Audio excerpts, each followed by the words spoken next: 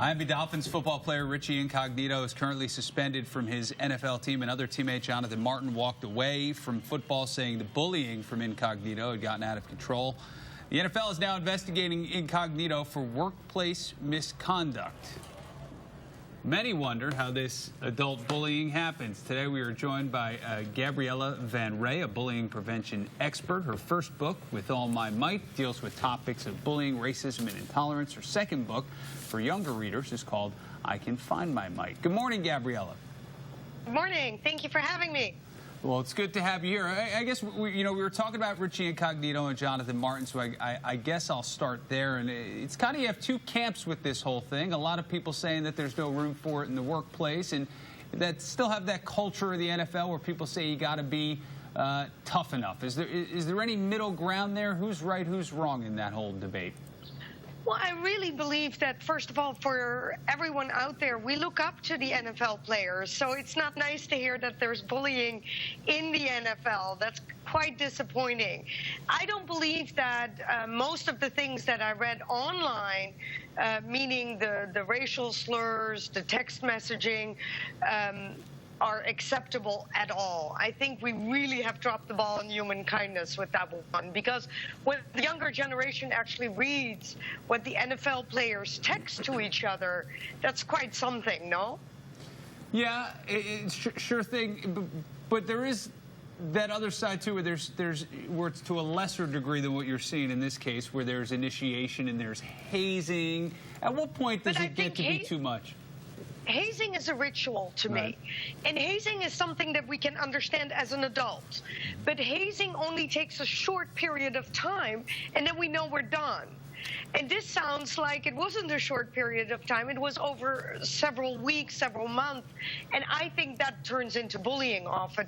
Do you know that a lot of bully cases don't start with intent, but it seems funny, and then you kind of continue. And what we forget is that it really hurts the other person.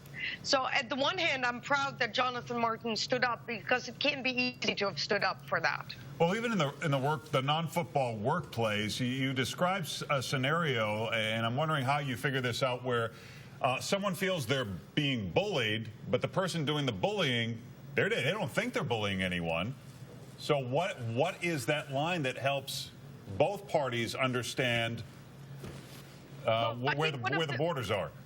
One of the big problems is communication, because we accept, I'm extremely short, so I accept in the workplace that they call me shorty. But there is a point when it's not funny. And I think that's where we blur the lines a lot. So we need to understand that a joke is a joke, and we can tease our coworkers for, like, I would say a couple of seconds, but then move on. Don't do it on a daily basis. Don't make it daily, because I think then it really hurts the feelings of the other person. And I think that's where we're forgetting. For me, bullying is truly an extreme form of meanness that continues on a daily basis.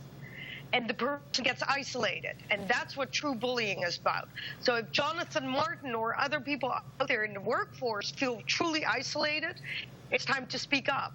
But it's hard to speak up because often you don't have a witness willing to help you in the workplace.